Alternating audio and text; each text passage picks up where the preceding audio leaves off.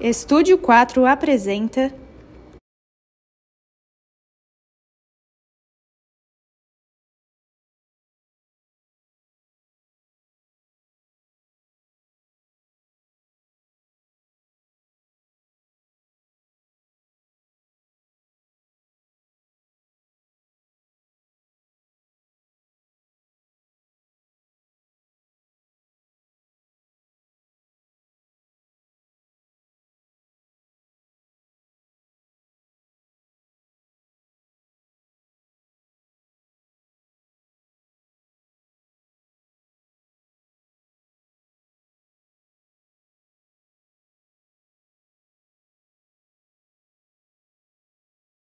Não há como fugir. Estamos cercados. Em cada esquina, cada prateleira, a conveniência nos chama.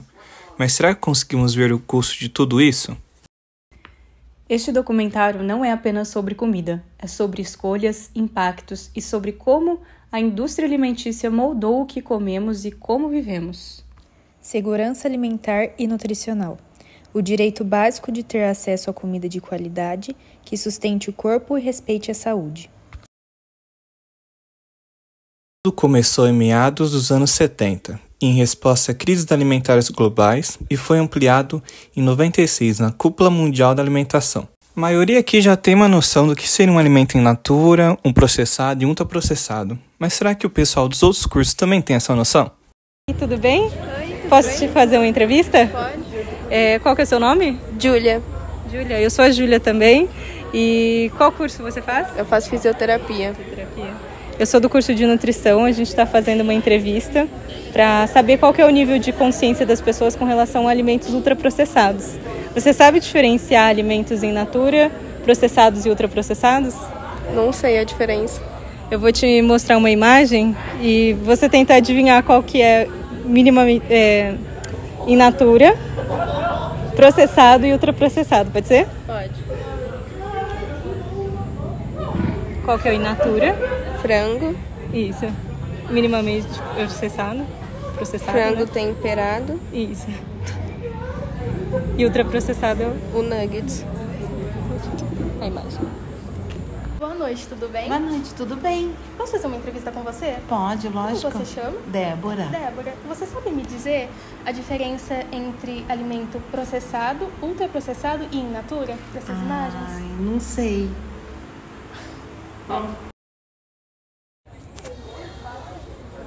Oi, tudo bem? Oi, tudo bom? Posso te entrevistar? Sim. Como que é seu nome? Natália. Que curso você é, Sou Natália? de nutrição. Natália, eu queria saber se você saberia me dizer qual desses alimentos é processado, ultraprocessados ou in natura? In natura, minimamente e ultra. Olá, tudo bem? Tudo bem. Qual que é o seu nome? Tainara. E o seu? Rafaela. Qual que é o curso de vocês? Direito. Meninas, vou fazer uma perguntinha bem rápida. Eu queria saber se vocês sabem diferenciar o que é o in natura, o que é o processado, o que é o ultraprocessado dessa imagem. Ultraprocessado? O nugget é ultraprocessado. In natura é o frango e o frango temperado é o processado. Isso aí. Oi, tudo bem? Oi, tudo bem? Posso fazer uma entrevista com você? Pode. Qual é o seu nome e qual curso você faz? Henrico, faço engenharia da computação. Certo. Eu quero saber se você sabe diferenciar alimentos minimamente processados, in natura e ultraprocessados. Nessa imagem, você saberia dizer qual que é? Ultraprocessado, Isso, nuggets. natural. Isso, e, frango. E qual que é o outro que você falou? Processado. Acho que esse aqui, o do meio. Frango temperado. Certinho. Obrigada. Ah, tá. Qual que é o seu nome? Meu nome é Carol, E o seu curso? eu faço nutrição. Carol, você aceita fazer uma pesquisa com a gente? Lógico. Sabe diferenciar aqui entre o frango temperado, o frango e o nuggets? A diferença entre eles? Qual que é minimamente processado, ultraprocessado e in natura? Sim, o in natura é o frango, o minimamente processado é o frango temperado e o ultraprocessado também. Por favor. Ultraprocessados são sempre meio vilões, né? Queria que você explicasse primeiro o que são os ultraprocessados. Ultraprocessados e a diferença, por exemplo, até entre nós que temos assim acesso a boas informações. Será que vocês saberiam dizer a diferença, por exemplo, entre in natura, vou jogar para vocês. In natura, minimamente processados, processados e ultraprocessados. Essa é a classificação que a gente tem no Guia da População Brasileira, que, por favor, todo mundo leia o guia é fundamental para que a gente consiga educar a população sobre os alimentos. O nosso guia é referência no mundo e a gente não lê. O Guia da População Brasileira, do Ministério da Saúde, é disponível, se você jogar um Google, você acha esse PDF, onde a gente tem todas as classificações dos alimentos, o que a gente deve comer, o que não deve comer. Ele é referência no mundo e é pouco disseminado. Então, esse é o papel do nutricionista também. Mas todo mundo saberia dizer? Ultraprocessado eu sei, tia. Vai, fala. Salsicha. Fala, Rodrigo. Você foi antes. Mortadela. A gente chama de ultraprocessado. Isso, Adriana. Isso, e os embutidos também estão na lista da IARC, que é da OMS, dos alimentos que mais causam câncer de intestino, no grupo 1A, junto com tabaco, amianto e fumaça de óleo diesel. Amianto? Que delícia. E os alimentos ultraprocessados embutidos, como mortadela, presunto, na comparação, salsicha. Né? Na comparação. Os alimentos e o risco provável ou não provável, no caso, quando está no grupo 1A, é risco mesmo comprovado, cientificamente a gente tem material suficiente para dizer que o consumo de mais de 50 gramas por dia desses alimentos aumenta o risco de câncer de intestino. Isso está na OMS, a declaração do grupo 1A. No grupo 2, a gente tem a carne vermelha normal, tá? Então, carne vermelha em si já é estudada como provável. Então, a gente precisa falar sobre isso. Mas, vamos lá, in natura. Frutas, legumes, verduras. Isso, tá? Frutas. Alimentos que vêm do solo, que não passaram por nenhum tipo de processamento industrial. Minimamente processados passaram... Rafael. Vai, Rafa. Minimamente processados. Faço a menor ideia. Estamos aqui para isso, educação nutricional. Minimamente processado. Aquele branco. Trigo. Então, exato. Minimamente processados são Adriana é nutricionista agora. São os que a gente consegue ter minimamente um processamento sem mudar a composição do alimento. Por exemplo, o nosso arroz é minimamente processado, o trigo. Então, quando você tem adicionar outros moagem, produtos secagem... Seria só o preparo. Isso, ou pasteurizado, o leite pasteurizado, ele é minimamente processado. Quando a gente vai para o processado, já tem adição, então os minimamente processados não tem sal, açúcar, gordura adicionada, nada. Os processados já entram sal e açúcar. Tá? Então, por exemplo, nos processados a gente vai ter um doce em calda, em conserva, os enlatados são processados, um atum em lata é um processado, um molho de tomate, um extrato ali, ele é processado. E os ultraprocessados, a gente está falando de uma lista lá de mais de 5 ingredientes com adoçantes, corantes, acidulantes, aquelas letrinhas de números e códigos que normalmente ninguém sabe o que é. Então, a gente está falando de alimentos ultraprocessados. Então, ali a gente tem doce de leite, leite condensado, whey é um ultraprocessado. Então, as pessoas não sabem. Whey protein é considerado ultraprocessado. Ele tem mais de 5 ingredientes. Não posso tomar, então? Não é que você não possa. Qual o papel do nutricionista? A gente sempre fala equilíbrio, né? O que tem que ter na base da alimentação da população brasileira, que graças a Deus essa cesta básica está sendo um avanço para nós na área de saúde pública. E, acima de tudo, o que você deveria consumir, mas não diariamente. Então, a gente vê que essa é a grande dificuldade da população em geral, entender o que é básico para a gente consumir e o que, pelo próprio manual, a diretriz da população brasileira deve ser consumido com moderação. E o que é uma alimentação saudável? Uma alimentação saudável é uma alimentação baseada em alimentos. Todos os alimentos in natura ou minimamente processados, ou seja, ou como eles estão na natureza, que você simplesmente colhe eles, ou quando eles passam por um processamento de alimentos cujo objetivo é aumentar o tempo de prateleira. E como que a gente faz para saber se esse alimento que está na embalagem é minimamente processado ou se ele é um ultraprocessado? Geralmente, os alimentos minimamente processados ou in natura, nem embalagem tem, né? Assim, quando eles têm embalagem, a lista de ingredientes dele, na verdade, é só ele. Todo mundo aqui já consumiu um ultraprocessado e a gente sabe que é gostoso, mas qual será que vai ser o malefício desse alimento no futuro da nossa saúde? Para isso, chamamos a estudante de nutrição, Fernanda Andrade. Olá, meu nome é Fernanda Andrade, eu sou estudante do último período do curso de nutrição na Universidade Federal da Bahia e eu recebi a seguinte pergunta: quais são os principais impactos dos ultraprocessados na nossa saúde ao longo do tempo? E como podemos incentivar uma alimentação mais natural, mesmo com a facilidade dos ultraprocessados? Bom, estamos acompanhando um barateamento, né, desses produtos dos ultraprocessados em detrimento daqueles alimentos que são considerados mais saudáveis, né? E qual o problema disso tudo? Os ultraprocessados, como a maioria de nós sabemos, são aqueles alimentos que, além dos aditivos químicos, eles contêm quantidades significativas de açúcar, de sal, de gordura, ingredientes que são utilizados aí para tornar esses alimentos mais palatáveis, frente a outros alimentos, como os alimentos que nós consideramos mais saudáveis também. Bom, qual o problema disso tudo, né? O consumo excessivo, porque, claro, esses alimentos eles podem estar incluídos numa rotina de uma alimentação saudável, desde que não seja de modo frequente, de modo excessivo. Mas quando nós vemos uma situação em que esses alimentos estão muito mais baratos do que os alimentos que nós consideramos saudáveis e a população começa a introduzir esses alimentos de maneira rotineira, de maneira frequente e muitas vezes excessiva, nós vamos ter aí o excesso do consumo dos ingredientes açúcar, sal e gordura. E a gente sabe que eles estão associados a doenças crônicas não transmissíveis, como o diabetes, a obesidade e a hipertensão arterial. E aí nós entramos num cenário em que as pessoas deixam de estar com baixo peso, elas passam a estar acima do peso, mas elas continuam desnutridas, porque esses alimentos têm grandes quantidades de açúcar, gordura e sal, mas normalmente são alimentos com pouca quantidade de fibras, pouca quantidade de proteínas e também pouca quantidade de micronutrientes que são importantes para o funcionamento do nosso corpo.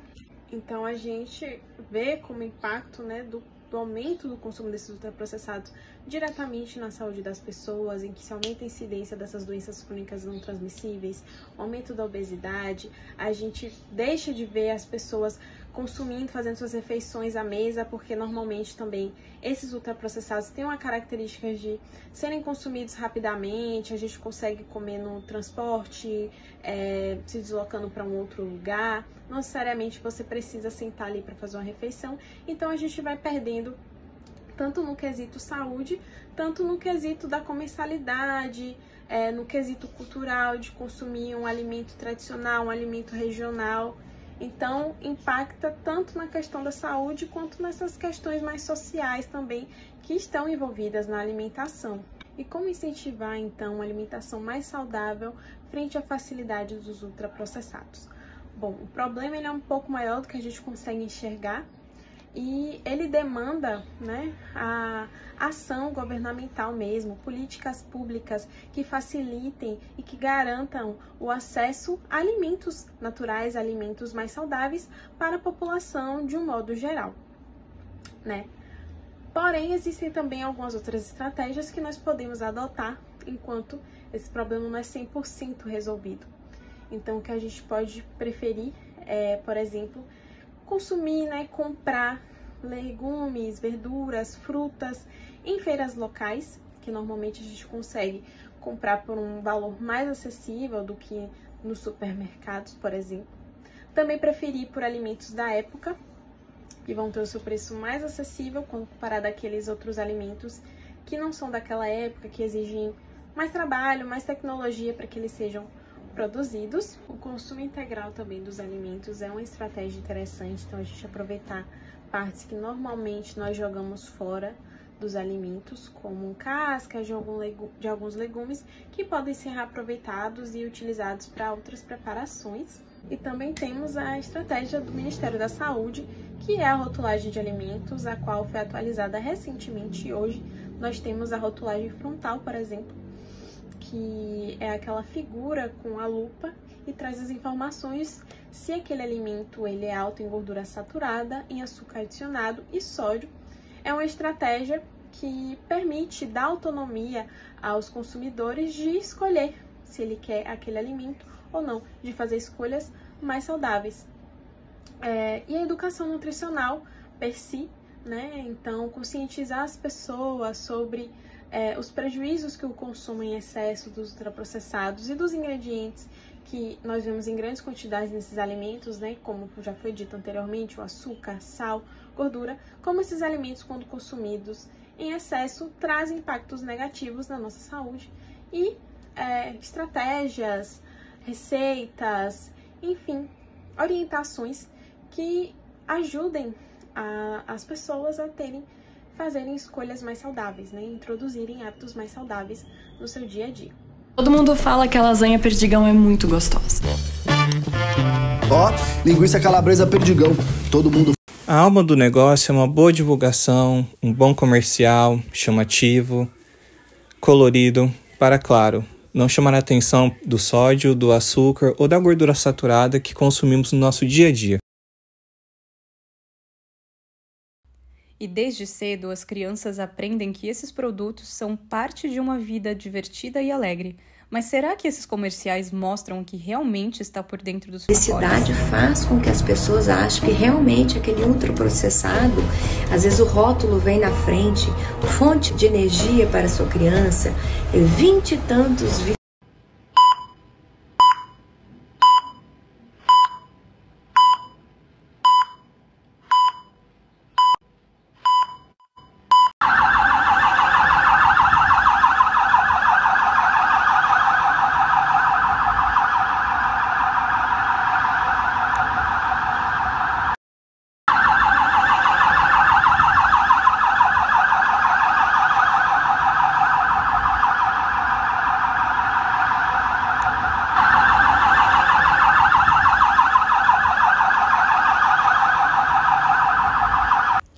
A indústria sabe o que está vendendo. Excesso de sódio, açúcar, gorduras que prejudicam a saúde, mas os lucros falam mais alto. Quando o que é acessível também é o mais prejudicial, percebemos que estamos em um ciclo de destruição silenciosa, e isso precisa ser exposto e debatido.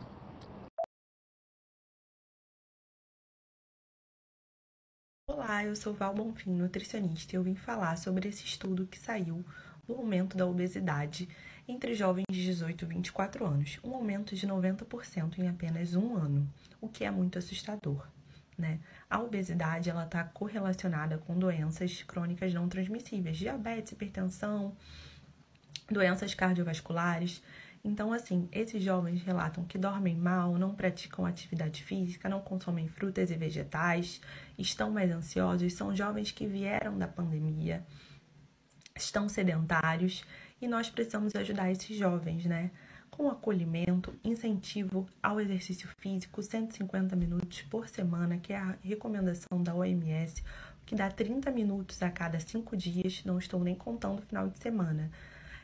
Um incentivo ao consumo de frutas e vegetais, que é muito importante para a saúde, imunidade, metabolismo, intestino desses jovens.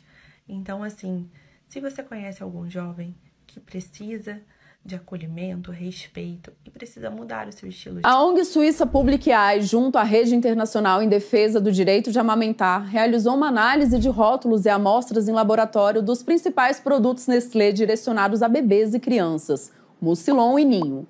Um achado chamou a atenção. Em países mais pobres, como o Brasil, os itens continham uma maior quantidade de açúcar. Em algumas nacionalidades, como a Suíça, país nativo da empresa, não há sequer inclusão da substância nos produtos. Análises laboratoriais mostraram que o Mucilon para bebês e crianças contém cerca de 4 gramas de açúcar adicionado por porção no Brasil. Na Indonésia, foram encontradas 2 gramas de açúcar no produto Ninho. Já nas Filipinas, o nível de açúcar no Mucilon chegou a 7,3 gramas por porção, seguido pela Nigéria e Senegal em quantidades como 6,8 gramas e 5,9 gramas, respectivamente. O perigo está aí. Segundo a Organização Mundial da Saúde, crianças menores de 2 anos não devem ter contato com nenhum tipo de açúcar, como reforçado pelo Guia Alimentar para Crianças Brasileiras, material desenvolvido pelo Ministério da Saúde. A pesquisa envolveu 150 itens disponíveis nos principais mercados da Nestlé na África, na Ásia e na América Latina. Entre as unidades dos produtos a partir de 6 meses de idade, 94% tinham adição de açúcar. Além disso, a embalagem não declara a adição da substância, o que aumenta ainda mais a preocupação. O açúcar encontrado se trata da maltodextrina, que não deve ser ingerido por crianças. O caso não se limita à Nestlé, pois muitas marcas adicionam ingredientes para baratear e enganar o consumidor. O açúcar impacta o comportamento alimentar, por isso crianças não devem ser expostas a essa substância, que está associada à obesidade e diversos problemas de saúde. Ao Metrópolis, a Nestlé explica e nota que aplica os mesmos princípios de nutrição, saúde e bem-estar em todos os lugares onde há operações. Abre aspas, no Brasil, Ninho não contém açúcares adicionados, como sacarose e xarope de glicose. Já o portfólio de Mucilon possui itens sem e com açúcares adicionados, de acordo com os limites estabelecidos como seguros pela Anvisa. Fecha aspas. A empresa alega ainda que as categorias de alimentos infantis, abre aspas, são altamente regulamentadas. Nosso portfólio segue regulamentações locais, Anvisa, e ou padrões internacionais, OMS, incluindo requisitos de rotulagem e limites.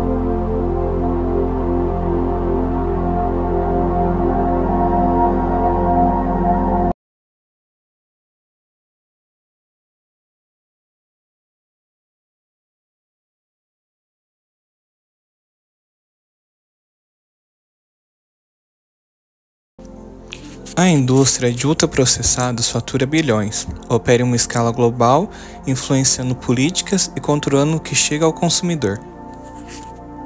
Mas o que realmente ela cria? A dependência criada é intencional. Enquanto alimentos frescos e locais desaparecem das prateleiras, o ultraprocessado se torna a norma. Eles criam necessidades, incentivam o consumo de produtos que muitas vezes nem existiam há algumas décadas. Mas o que realmente está sendo vendido? Dependência, e no fim, estamos cada vez mais distantes de uma alimentação saudável. A China enfrenta os desafios alimentares de forma estratégica, garantindo a segurança alimentar para a população e para os seus visitantes. O que o Brasil poderia aprender com essas práticas? Como podemos mudar o nosso próprio cenário alimentar? Para nos aprofundar neste tema, entramos em contato com Liam, estudante de Ciências Sociais, e quem melhor para falar sobre a China do que um morador de lá.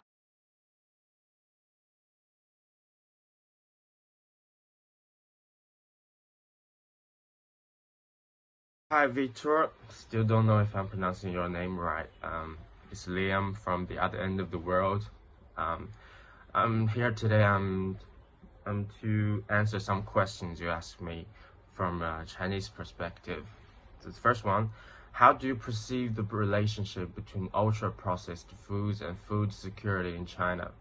Well, in China, ultra-processed foods are popular because they are convenient and affordable, especially in urban areas.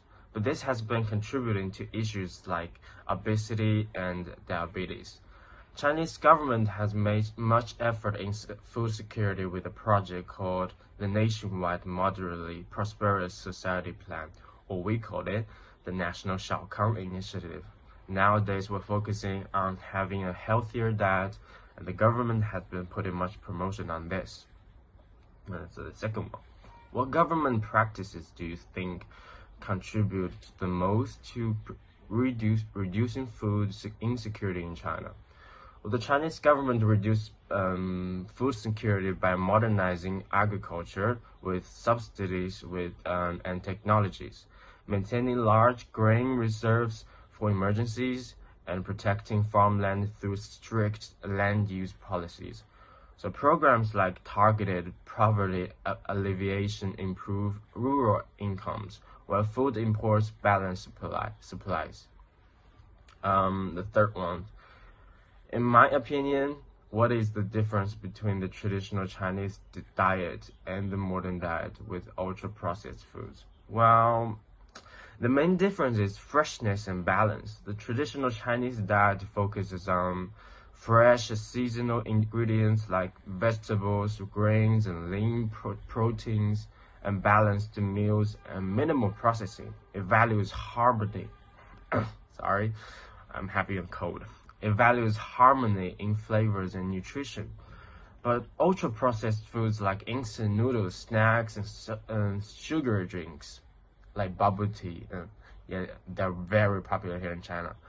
And sugar drinks. These are convenient but high in salt, sugar, and unhealthy fats. And the fourth one, do you think ultra-processed foods are becoming more common in China? How do people view this change?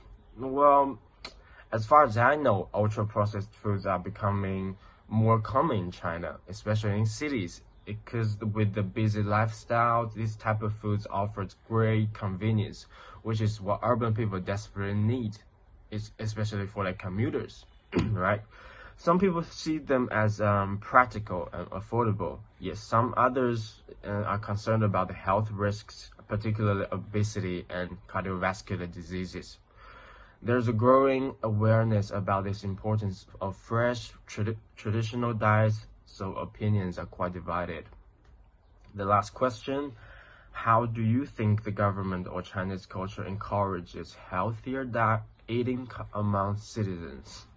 The government promotes healthier eating through public health campaigns, stricter food labeling, and education on balanced diets. But I don't think it's doing much, actually. Chinese culture always plays a role in emphasizing fresh ingredients, home-cooked meals, and the idea of food as medicine, which encourages people to stick to traditional nutritious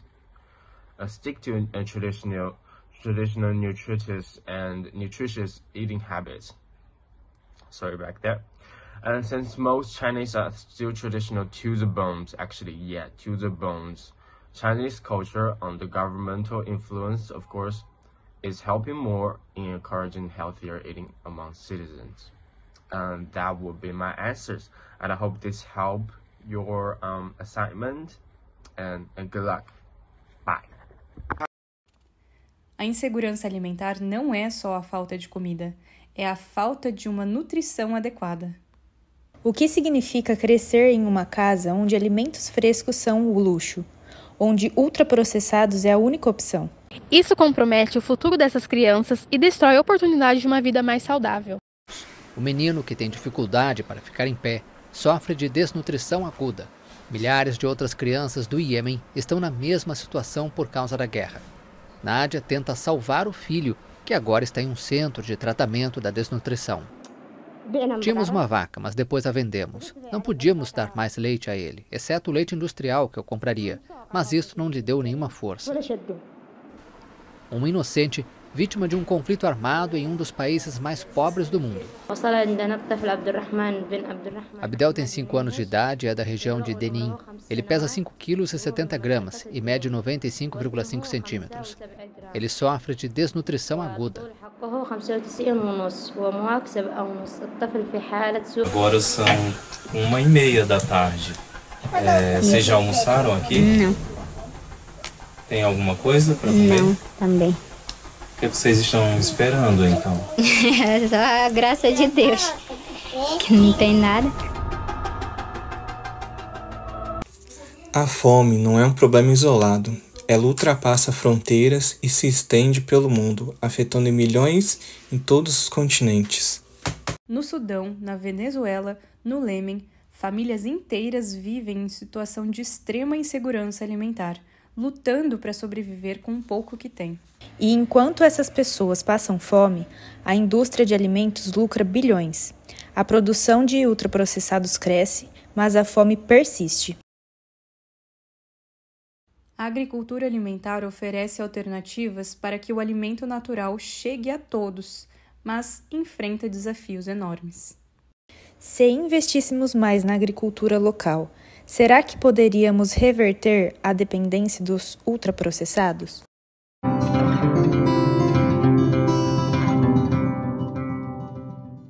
Eu quero ser agricultor porque eu quero ser igual ao meu pai.